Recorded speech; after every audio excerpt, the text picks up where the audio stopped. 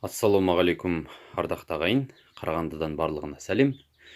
Бүгін әңгімеміз жалпы құс шаруашылығы жайлы болмақ, және менің жасаған қателіктерімді айтып өтсем.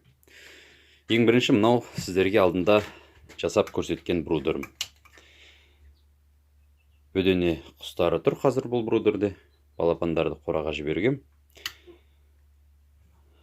Даланың температурасы дұрыс болғандықтан мінекей қазір контролердің қажеттілігі болмай тұр.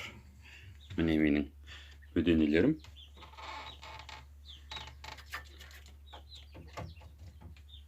Бұлар енді бұйыртса 2 аптадан кейін жұмыртқа беріп бастау керек. Менің өзімнің инкубациялық жұмыртқам болады. Ары қарай кетсек, бөденемен қатар шыққан балапандар, тауықтың балапандары.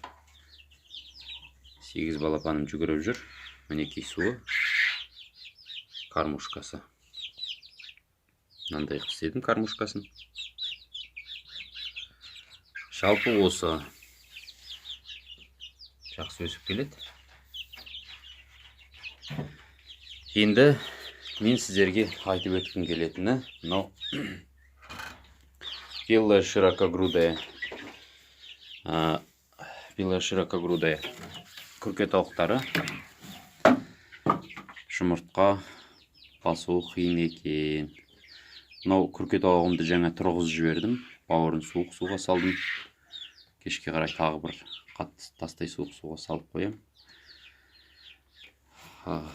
Белая широкогрудая күрке тауықтары жұмыртқаны басуы өте қиын екен. Себебі қараңыз. Қазір жарықтың мына жағына өтейін. Жасаған ұямның 21 жұмыртқа салған болатынмын. Содан басып мінекей жұмыртқалары жарамсыз, сасып кеткен. Міне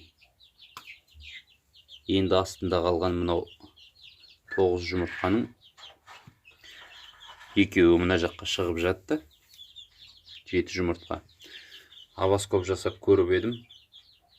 Барлығы шіріп кетіпті. Ардақты ағайын, белая широкогрудая тауықтарына балапан басқызбаңыздар. Менің енді бұл белая широкогрудая жайында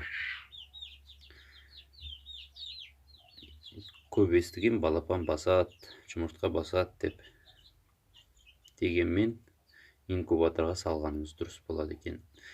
Жалпы бұлай ойлап қарасақ, бір жазда 80-нен 100 жұмыртқа береді бір күрке тауық.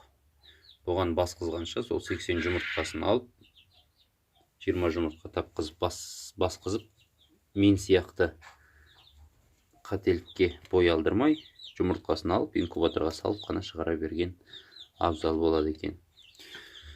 Бұл күрке тауығым ұясын жасады, жүнін астына төседі, бірақ та басып шығара алмады. Осындай қателікке бой алдырдық. Енді өзімізге жақсы сабақ болды. Сіздер де біліп жүріңіздер. Белая широкогрудая күрке тауығы дұрыс баспайды екен. Қайтадан айтамын, дұрыс баспайды екен. Инкубаторға салғаныңыз дұрыс жұмыртқасын.